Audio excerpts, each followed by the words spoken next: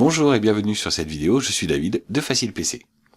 Dans cette vidéo, je vous propose de voir ensemble comment gérer des fichiers et des dossiers grâce à l'explorateur de fichiers dans Windows, et plus particulièrement ici dans Windows 11. L'explorateur du fichier est donc un élément essentiel de Windows puisqu'il va nous permettre de manipuler les dossiers et les fichiers de notre ordinateur. Comment accéder à l'explorateur du fichier? Eh bien tout simplement, par défaut, il y a dans la barre des tâches cette icône de dossier jaune qui est l'explorateur du fichier. Et en cliquant sur cette icône, eh bien vous pouvez accéder à l'explorateur. Si par mégarde, vous avez supprimé cette icône de votre barre des tâches, sachez qu'il y a d'autres façons d'arriver à ouvrir l'explorateur du fichier. Je vais vous proposer quelques-unes de ces façons. La première étant tout simplement avec le raccourci clavier qui correspond à l'ouverture de l'explorateur, et ce raccourci clavier va être la combinaison de la touche Windows et de la lettre E. Si j'appuie sur Windows E, eh bien j'ai effectivement l'explorateur du fichier qui va s'ouvrir.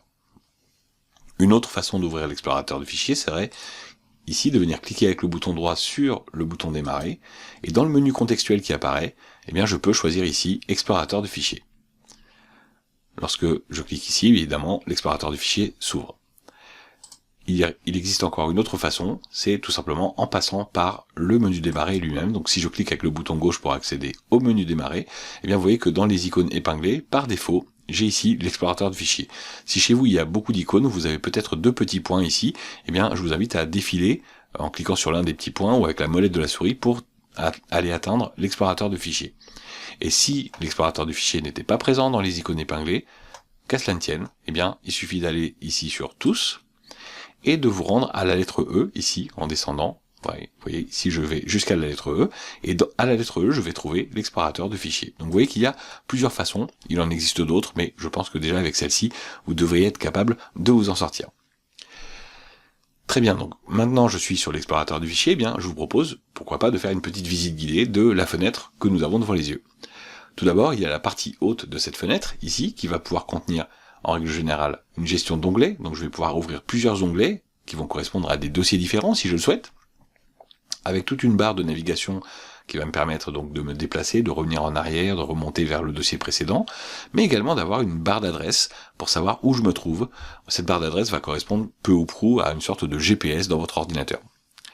J'ai également la possibilité de faire des recherches, et en dessous je vais avoir une barre d'outils qui va me permettre de faire différentes actions comme copier, coller, renommer, etc. Il y a donc cette barre en haut. Sur le côté, eh bien, vous allez trouver ici ce qu'on appelle le volet d'exploration. Ce volet d'exploration va nous permettre d'accéder rapidement à certains dossiers, des dossiers que nous allons utiliser souvent, comme par exemple le bureau, les téléchargements, les documents, les images, mais également d'arriver directement jusqu'à la gestion de ce PC, et encore la possibilité d'accéder à des ordinateurs sur le réseau, si vous êtes en réseau chez vous, avec d'autres ordinateurs et que vous partagez des dossiers. Très bien, donc voilà pour le volet d'exploration, et ce volet d'exploration en fait va nous permettre de choisir un dossier qui sera affiché dans la zone centrale. Dans cette zone centrale, effectivement, nous allons voir le contenu du dossier dans lequel nous nous trouvons en ce moment. Par exemple, en ce moment, je suis dans un dossier qui s'appelle Accueil. Repérez que ici, dans la barre d'adresse, ou en tout cas la barre de navigation, eh bien, on m'indique que je suis dans l'accueil. Et ce que je vois donc au centre de mon écran correspond vraiment à l'accueil. Si je souhaitais entrer dans un dossier, eh bien je n'aurais qu'à double-cliquer par exemple ici sur le dossier Images. Je suis en ce moment dans mon dossier Images, et on peut le voir ici grâce à la barre de navigation. Et si je voulais me rendre effectivement dans le dossier Images, je pourrais également le faire en cliquant sur le dossier Images ici dans mon volet d'exploration. Si je souhaite me déplacer dans le dossier Documents, eh bien je pourrais ici venir cliquer sur le dossier Documents, et je me retrouve dans mon dossier de Documents. Pour revenir à l'accueil, bien rien de plus simple, je vais pouvoir revenir ici à l'accueil, et je vais comme ça retrouver effectivement les dossiers principaux. Je vais également avoir une liste des dossiers et des fichiers récents auxquels j'ai accédé sur mon ordinateur. Donc ça, c'est une sorte d'historique, tout simplement. Très bien, donc je vais comme ça pouvoir me balader dans les dossiers et les sous-dossiers. Rappelons que ce type de présentation et ce type d'organisation s'appelle une arborescence. Et simplement pour illustrer mon propos, eh bien, je vous propose de voir une image correspondant à un exemple d'arborescence. Ici, par exemple, on suppose que je pars de mon dossier d'image, et bien dans mon dossier d'image, je peux avoir des sous-dossiers qui sont vacances et anniversaires, par exemple. Dans les vacances, eh bien je pourrais avoir l'été 2023 et l'été 2024. dans les anniversaires, je pourrais avoir l'anniversaire de Paul, l'anniversaire de Marie, et je pourrais bien entendu continuer à développer les choses pour aller détailler encore plus cette organisation. Par exemple, pour Paul, eh bien, je pourrais avoir les différentes années pour correspondre aux différents anniversaires de Paul. Vous voyez que cette vue-là va permettre comme ça de ranger les choses les unes dans les autres, et ici je n'ai représenté que des dossiers, mais évidemment, dans chacun de ces dossiers, il peut y avoir effectivement des sous-dossiers, mais également des fichiers directement, comme des textes, des images, des morceaux de musique, des vidéos. Eh bien, tout ça, ce sont des fichiers, vous avez la possibilité de les avoir directement dans ces dossiers. Pourquoi est-ce qu'on appelle ça une arborescence? Eh bien, tout simplement parce que ça fait penser un petit peu à un arbre. Vu comme ça peut ne pas forcément paraître évident, mais permettez-moi simplement de faire pivoter l'image, et vous allez voir que ça va prendre un peu de sens. Imaginons qu'ici ce soit la racine avec le tronc, vous allez avoir des branches, qui sont les dossiers. Au bout de ces branches, il peut y avoir des sous-branches, et vous voyez que comme ça, on peut avoir toute une organisation qui ressemble un petit peu à un arbre. Et s'il y avait des fichiers présents dans cette illustration, eh bien chaque fichier correspondrait, si on est dans l'analogie avec un arbre, eh bien ça correspondrait à des feuilles. Donc évidemment, dans des dossiers, il peut y avoir des sous-dossiers, puisque sur une branche, il peut y avoir d'autres branches, mais au bout de chacune des branches, eh bien, il peut y avoir des feuilles, et les feuilles sont l'aboutissement, il ne peut pas y avoir d'autres branches au bout de la feuille. Donc pas de dossier dans un fichier. Voilà, je vais remettre l'image à l'endroit, et je peux comme ça refermer cette image, et je vous propose de revenir sur l'explorateur de fichiers pour voir un petit peu comment naviguer d'une autre façon. Ici, je vous ai dit qu'on pouvait cliquer simplement dans le volet d'exploration, mais je ne vous ai pas forcément détaillé que sur le côté, il y avait ces petites flèches, ces petits chevrons, qui vont nous permettre comme ça de développer le dossier que je vois ici, sans forcément me rendre dedans. Par exemple, si je veux juste voir par curiosité ce qu'il y a dans le dossier document, mais sans afficher le contenu ici dans la partie centrale, eh bien je peux développer ici le chevron, et je vois qu'il y a plusieurs sous-dossiers à l'intérieur, et que ces sous-dossiers, par exemple, vont peut-être, pour certains, comme celui-ci par exemple, contenir d'autres sous-dossiers, et je peux comme ça continuer à développer, et à développer, et à développer, jusqu'à temps que je n'ai plus rien. Et si je voulais voir le contenu de ces dossiers, eh bien je pourrais simplement cliquer dessus, pour me déplacer directement à l'intérieur, et aller voir le contenu du dossier en question qui m'intéresse. Remarquez que en haut dans la barre d'adresse, je vais également avoir le chemin complet qui me permet d'arriver au dossier sur lequel je me trouve. Si je voulais effectivement en savoir un peu plus, je pourrais également cliquer ici et je verrai qu'il y a un chemin un tout petit peu plus technique, mais qui est la réelle façon dont les choses sont rangées dans le disque dur. Par exemple ici, je vois que je suis dans un lecteur qui s'appelle C2 points, qui correspond à mon disque dur principal, dans un sous-dossier qui s'appelle User, à l'intérieur duquel il y a un dossier David, un sous-dossier OneDrive, un sous-dossier Documents, un sous-dossier Dimo-Labels et un sous-dossier Labels. Si je voulais m'y rendre directement, par mes propres moyens, mais je pourrais là aussi ranger ici tous ces chevrons, par exemple, et je pourrais descendre pour me rendre, par exemple, pourquoi pas, sur ce PC, ou directement dans le disque local C, et je pourrais, là aussi, refaire le chemin pour aller dans le dossier utilisateur. Remarquez que je me trouve maintenant dans le disque local C, dans utilisateur. Je peux aller dans mon dossier personnel, qui s'appelle David. Ici, j'étais dans un exemple qui était dans OneDrive, et bien je peux me rendre dans le dossier OneDrive. Et dans ce dossier OneDrive, eh bien, je vais retrouver, là aussi, les fameux documents, et dans les documents, les différents dossiers, Dimo-Label, etc. Et vous voyez que j'ai comme ça tout le chemin qui me permet de suivre, effectivement, l'endroit où je me trouve. Je peux comme ça retrouver le chemin, et je vais pouvoir remonter rapidement à l'un de ces dossiers. Si par exemple je clique ici sur David, eh bien je retrouve le contenu du dossier David, et je suis donc maintenant dans ce dossier. Sur le volet d'exploration, eh bien je pourrais également voir où je me trouve, parce que je vais ici développer les choses, et je vois que j'ai bien le dossier dans lequel je me trouve qui est mis en surbrillance. Là, je suis dans David. Imaginons que j'ouvre le dossier document. Eh bien, remarquez que sur la gauche, j'ai également le dossier document qui se met en surbrillance. Donc, je peux comme ça naviguer très facilement d'un dossier à l'autre. Alors, le fait de naviguer d'un dossier à l'autre va me permettre d'aller consulter des choses, mais peut-être que je souhaiterais ajouter un peu d'organisation et créer moi-même des dossiers pour ranger les choses. Eh bien, dans ce dossier document, je vois que j'ai des documents en pagaille, et peut-être que j'aimerais avoir un dossier pour avoir des courriers et un dossier pour avoir des factures. Supposons que dans ces fichiers-là, il y ait des courriers et des factures. Eh bien, je pourrais par exemple venir cliquer avec le bouton droit pour créer ici un nouveau un nouveau dossier par exemple. Et j'ai comme ça un dossier qui s'est créé avec la possibilité directement de taper un nom. Je n'ai pas besoin d'effacer quoi que ce soit, le nom est déjà en surbrillance. Imaginons que j'appelle ce dossier courrier, et que je valide avec la touche entrée, eh bien, j'ai maintenant un dossier courrier. Un autre moyen de créer les dossiers va être de passer par le bouton nouveau ici, qui correspond exactement à la même chose. Eh bien, je vais pouvoir créer un nouveau dossier, là encore, un deuxième, et bien, je vais l'appeler facture, par exemple.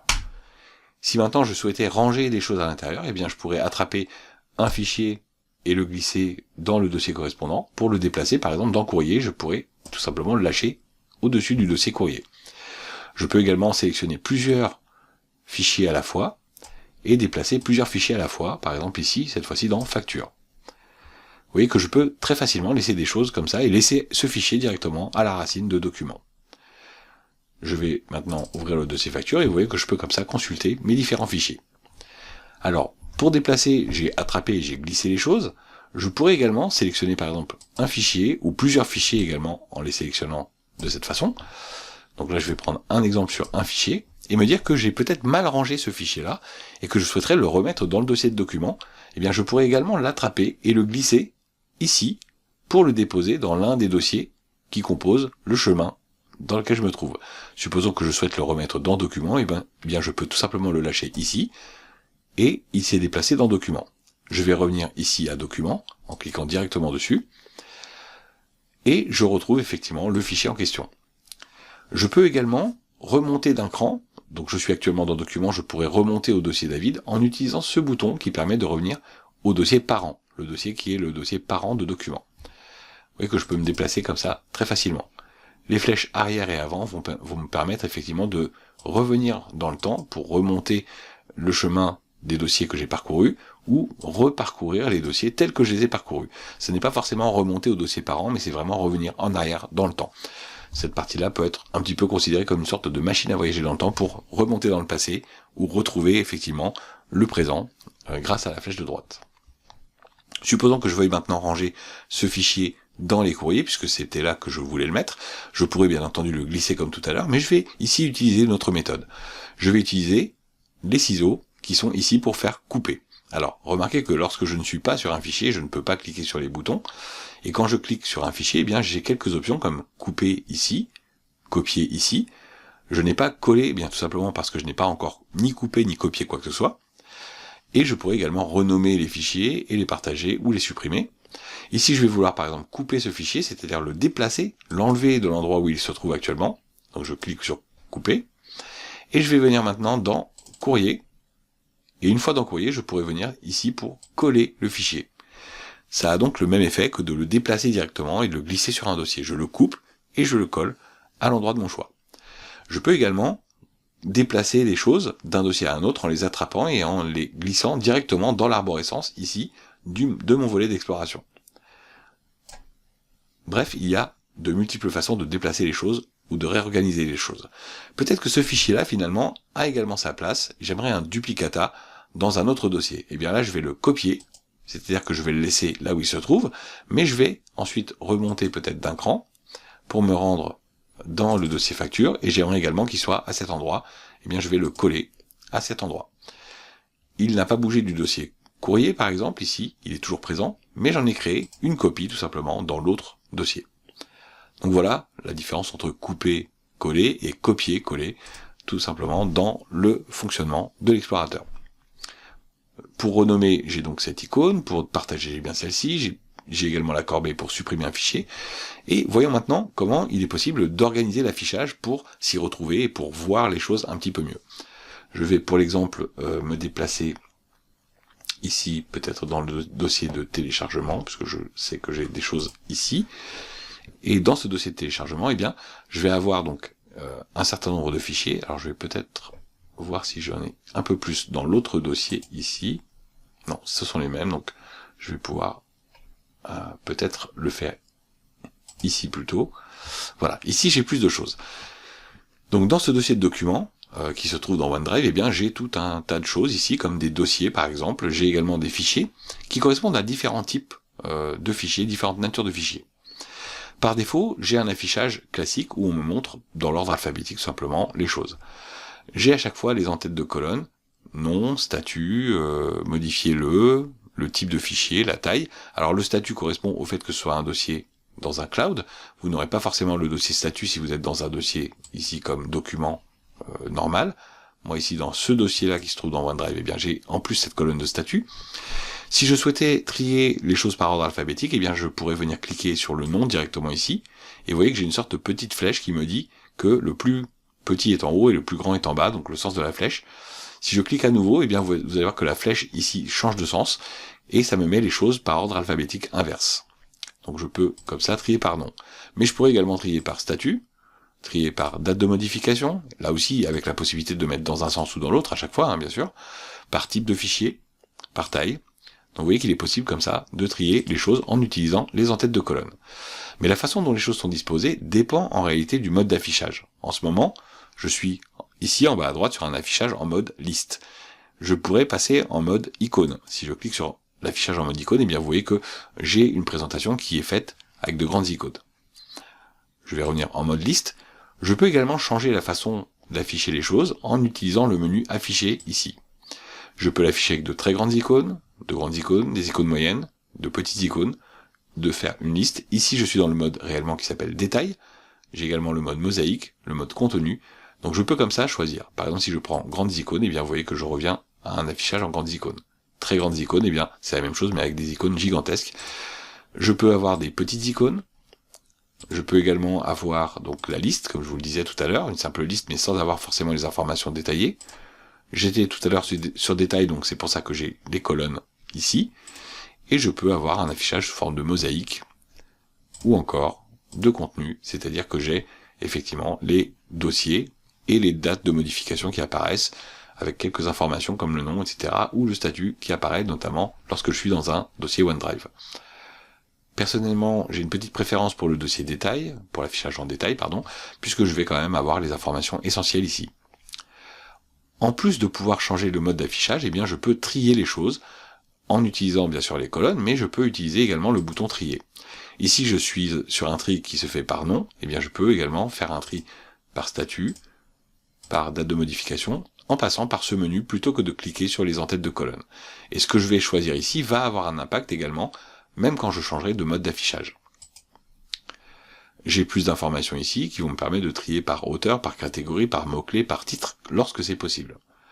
Le tri se fait en mode croissant ou décroissant ici en choisissant l'option. Et je peux également changer le mode d'affichage pour définir de grouper les icônes en fonction d'un certain choix de colonne. Par exemple, je peux grouper par nom. Le groupement par nom se fait en regroupant par ordre alphabétique les choses, donc tout ce qui va de A jusqu'à D par exemple, puis de E jusqu'à K, puis de L jusqu'à P, etc. Si je décide de faire un regroupement par statut, eh bien je vais avoir d'un côté ceux qui sont par exemple ici disponibles quand je suis en ligne et ceux qui sont disponibles sur l'appareil. Donc ça bien entendu ça n'a de sens que pour les dossiers OneDrive. Si je choisis de grouper par exemple par date de modification, eh bien je vais avoir une indication qui me dit par exemple aujourd'hui, hier, plutôt cette semaine, la semaine dernière, plutôt dans le mois, plutôt cette année, ou il y a longtemps. Je peux également regrouper par type de fichier, donc par exemple tous les fichiers de traitement de texte, tous les fichiers compressés, tous les dossiers, tous les fichiers d'images, les fichiers Excel, ou encore je peux par exemple ici, un dernier choix, afficher les choses par taille, donc pour avoir d'abord les tailles non spécifiées comme les dossiers, puis les documents de taille moyenne, de petite taille, de très grande taille lorsque c'est le cas. Alors je n'ai pas ici le fichier d'exemple pour vous le montrer, mais vous voyez qu'il est possible comme ça d'avoir des affichages divers et variés pour simplement s'organiser un petit peu mieux. Je peux également décider de n'avoir aucun regroupement et revenir sur l'affichage standard dans lequel les choses sont simplement ici triées en fonction de ce que je demande, mais pas forcément regroupées par famille ou par catégorie ou par type de fichier ou par taille. Très bien, je vais ici pouvoir refermer l'explorateur. Donc nous avons vu qu'il était possible d'organiser les choses sous forme d'arborescence, nous avons vu qu'il était possible de trier et de regrouper les choses. Une dernière chose qui reste intéressante à savoir, c'est qu'il est possible, et je vais retourner une dernière fois dans l'explorateur, il est possible bien entendu de rechercher un fichier, et pour ça vous avez ici une barre de recherche dans laquelle vous pouvez taper directement ce que vous cherchez. Et un moyen de rechercher dans tout l'ordinateur serait de descendre directement en cliquant sur ce PC, et une fois que vous avez cliqué sur ce PC, eh bien vous pouvez venir ici et taper le nom de ce que vous cherchez. Par exemple, si je cherchais ici, je crois que j'ai un fichier qui s'appelle Simpson, il me semble. Donc si je recherche Simpson et que je fais entrer, là il est en cours de recherche, donc évidemment il va parcourir le disque dur, les différents lecteurs disponibles pour faire sa recherche. Ça peut effectivement être très long si je pars du PC, si je ne sais pas du tout où se trouve le fichier. En revanche, je pourrais décider de fermer la recherche. Si je sais déjà un peu mieux où se trouvent les choses et que je vais ici par exemple dans les documents, je vais regarder ici dans les courriers, je sais que le fichier Simpson se trouve ici, donc je vais remonter simplement d'un cran. Donc je vais venir par exemple dans les documents directement, je sais que j'ai un document qui s'appelle Simpson, je ne suis pas sûr de savoir exactement où il se trouve, il est dans les documents mais je ne sais pas dans quel sous-dossier. Je tape Simpson par exemple ici, et vous voyez que j'ai tout de suite une recherche qui me montre le titre du fichier, mais également qui trouve à l'intérieur du document les textes correspondants aux mots que j'ai cherchés. Donc c'est très pratique comme ça de pouvoir faire des recherches directement également depuis l'explorateur de fichiers. Voilà. Donc ici, si je tape simplement SIMP, eh bien vous voyez que j'ai dans le fichier qui s'appelle Faites de la musique un texte qui dit saisir et modifier un texte simple. Voilà, simple contient bien SIMP. Je peux maintenant refermer l'explorateur et nous avons fait un large tour de l'organisation et de la façon dont les choses étaient rangées dans l'explorateur. J'espère que cette vidéo vous sera utile et qu'elle vous permettra de mieux organiser vos documents, vos images, votre musique. Je vous remercie de votre attention et je vous dis à très bientôt pour une prochaine vidéo.